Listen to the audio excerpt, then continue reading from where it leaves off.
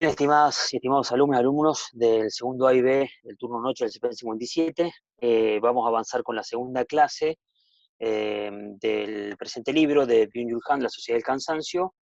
Eh, Vamos a trabajar el segundo capítulo, titulado Más allá de la sociedad disciplinaria, y a partir de eso vamos a realizar, les voy a dejar una guía de preguntas para el trabajo práctico número 5.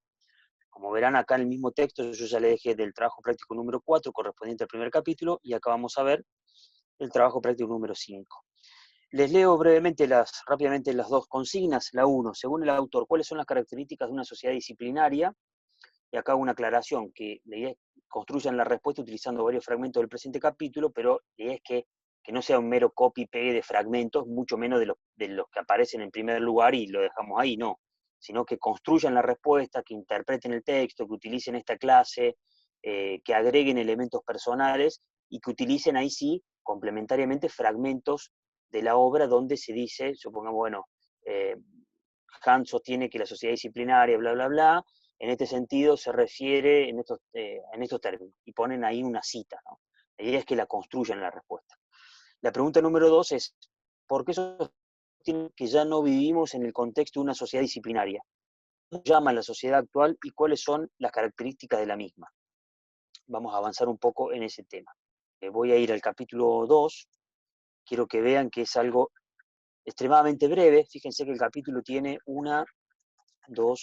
tiene dos carillas y media, o sea, eh, no es demasiado, pero sí es muy rico para pensar, digamos, ¿no? Lo que sostienen. Miren, nosotros ya tenemos una idea de lo que representa para Hunt la sociedad disciplinaria, porque para Hunt esa sociedad se relaciona con lo que él denomina inmunológico, ¿sí?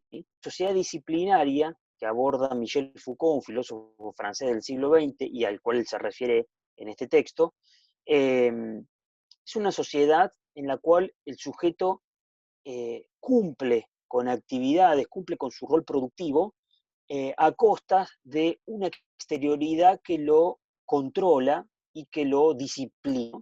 Pensemos, por ejemplo, bueno, los trabajos clásicos, ¿no? Que tienen un gerente, un patrón, y que está ahí fiscalizando y corroborando que uno realice su trabajo, que cumpla con el tiempo de trabajo y que cumpla con los objetivos del trabajo. ¿Qué dice Hannah al respecto? Que hoy en día, me voy a ir directamente al grano, que hoy en día esa dualidad se fusiona en el mismo sujeto. Esa sociedad de disciplina, de vigilancia que analiza Foucault, él lo pone, Foucault se refiere, por ejemplo, a las cárceles, a la escuela, en el científico, a los hospitales, a los psiquiátricos. Han dice que hoy en día ese modelo de sociedad disciplinaria dio paso a otro tipo de sociedad que denomina sociedad del rendimiento.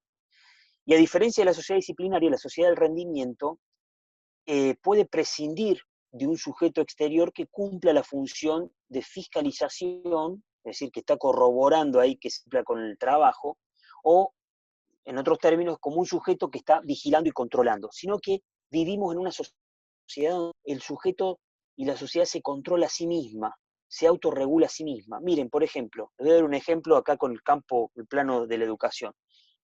Nadie, pero nadie está corroborado si yo me conecto en todas las clases y doy porque ya ni siquiera importa el tiempo, porque sería una locura si yo diera un Zoom, no sé, de 4 horas, tengo materias de 4 horas, como si uno lo haría en la presencialidad. Pero no está ese fuerte control porque se ha internalizado. El sujeto ha hecho carne ese sistema de vigilancia que se convierte en un sistema de autovigilancia, ¿no? ¿Pero por qué? Acá viene lo interesante. ¿Quién va a querer torturarse a sí mismo, en el sentido metafórico? O sea, cumplir siendo uno el único damnificado y a la vez nos controlamos a nosotros mismos? ¿Saben que sí? Hans sostiene que nosotros hemos dejado de esa sociedad de control que viene desde fuera y hemos internalizado, es decir, hemos hecho carne ese sistema en el cual uno cumple con las actividades de la mejor forma posible, de más óptimo posible, más productivo, sin necesidad de rendirle cuenta a otro. Es muy curioso eso, pero pareciera que el sistema capitalista se funde en eso. De hecho, tenemos un ejemplo que, salvo por los convenios colectivos de trabajo, la gente ya no trabaja, digamos, cumpliendo un horario. El mundo está girando hacia otra dirección, se trabaja por objetivos. El mejor ejemplo de eso son los call centers. ¿Vieron cuando te llaman para venderte, no sé, un auto o la contratación de un servicio de telefonía móvil, internet, cable? Bueno, se trabaja no por cumplir un horario, sino por la cantidad de ventas que uno puede realizar. Se lo llama eso. Entonces, desde el vamos, ni siquiera cumplimos con una fijación temporal del trabajo. No remite al tiempo que uno esté en ese lugar, porque eso se demostró, y lo menciona Han, no generaba sujetos más productivos. Lo más productivo era hacer sentir al sujeto que estamos explotando, que está siendo explotado, como partícipe de esos intereses. ¿De qué intereses? De los intereses de la empresa para la cual trabaja. Y de esa forma, el sujeto, de alguna forma, se autoexplotaría, se exigiría el doble, ¿sí? O mucho más. ¿Por qué? Porque siente, y acá está la trampa, que ese trabajo tiene objetivos que le son propios, ¿sí? Como que la finalidad es de uno. Es como cuando uno dice, bueno, si la empresa fuera tuya, trabajarías el doble. Bueno, el tema es que la empresa no es tuya y los sujetos se están autoexplotando en función de intereses que asumen como propios y que no son propios. Esta es la tesis de Han. Obviamente ha sido muy discutida porque se piensa que es propio de un sistema mundo occidental primer mundista, es decir, Europa. Pensemos que él es un filósofo coreano-alemán, vive en Alemania, y que posiblemente las formas de explotación siguen siendo las formas clásicas de un sujeto que te hace cumplir con tanto tiempo de trabajo y que te está explotando desde esa exterioridad, ¿no? Que te presiona para que produzcas. En cambio de un sujeto que ha internalizado la norma, la regla, y que la lleva adelante sin necesidad de que alguien lo esté controlando.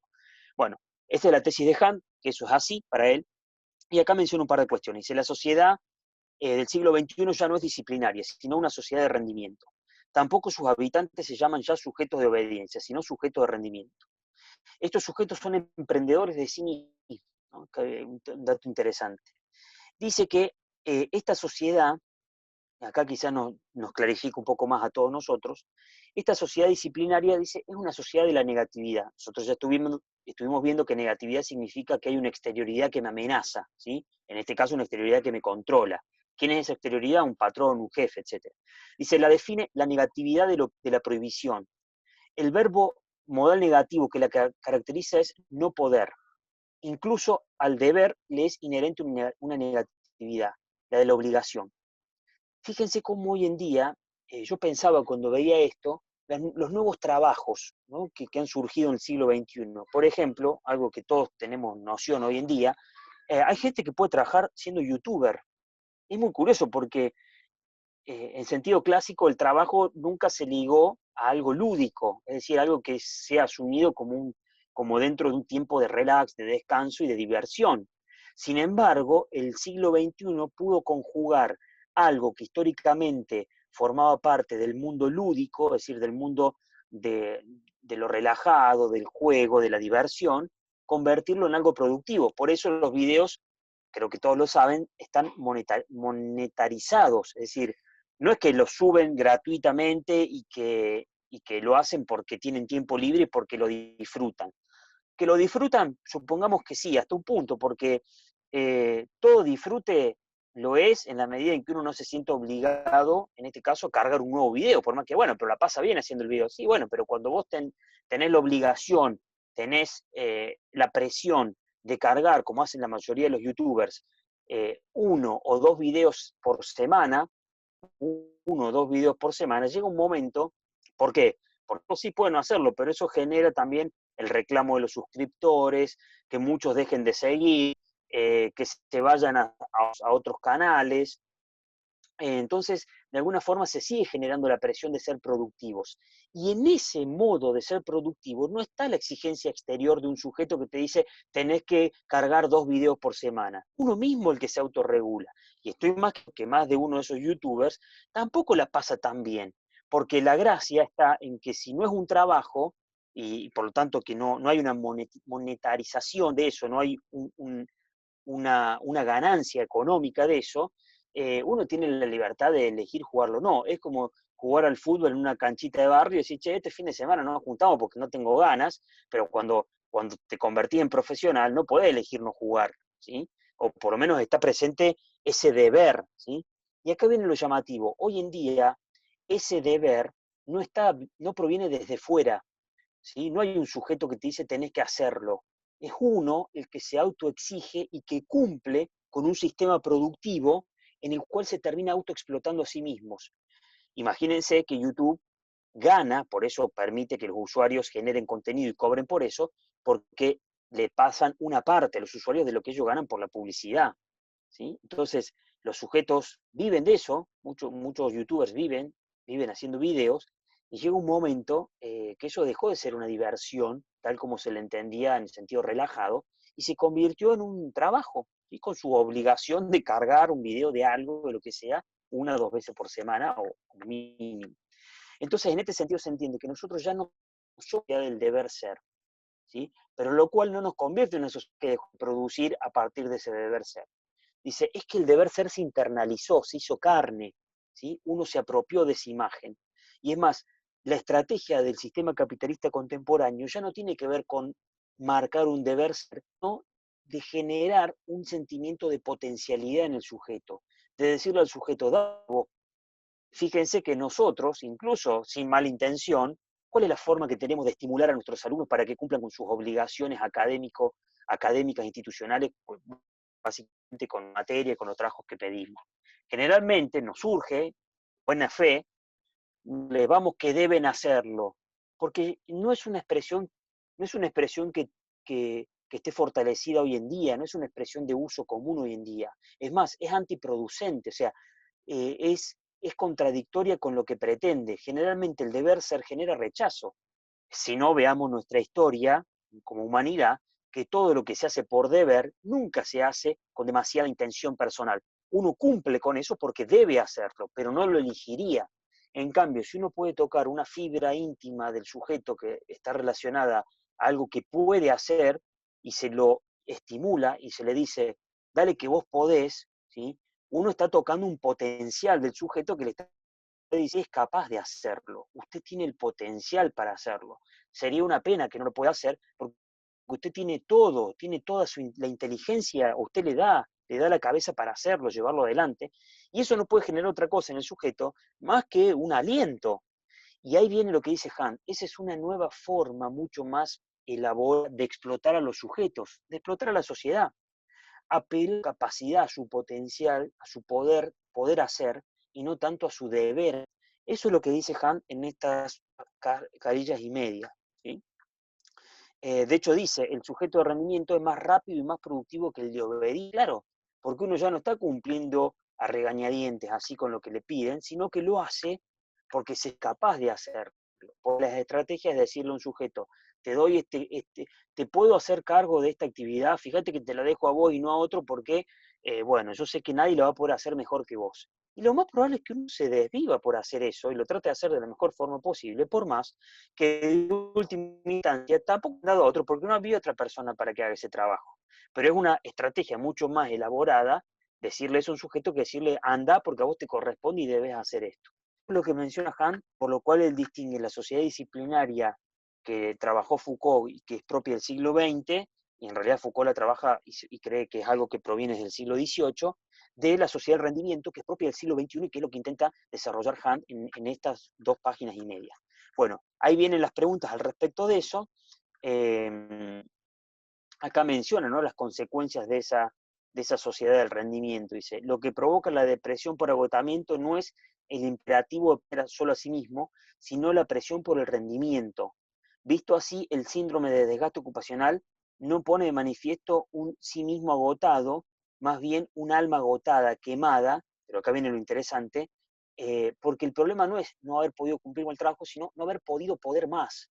Es como diciendo, me lamento porque hubiese querido dar más potencial de mí y no sé, y quemé, o sea, me fundí psíquicamente, ¿no? O sea, me agoté. Por eso Han dice que la sociedad del cansancio no tiene nada diferente al modelo de una sociedad de rendimiento, pero un rendimiento donde el sujeto elige, entre comillas, libremente, entre comillas, elige autoexplotarse y generar un plus de rendimiento, ¿sí? Que nunca regresa como un beneficio para sí mismo, ¿eh? Porque uno puede decir, bueno, pero lo elige porque tiene su... No, no, es que ahí está la gracia. El sistema capitalista contemporáneo implica que vos te explotes el doble y que además lo hagas voluntariamente, porque eso les ahorra a ellos tener que poner a alguien exterior que te controle. Y además, el beneficio de ese esfuerzo adicional no va a recaer como corresponde en su totalidad para vos, sino que va a ir, en el mejor de los casos, una pequeña fracción.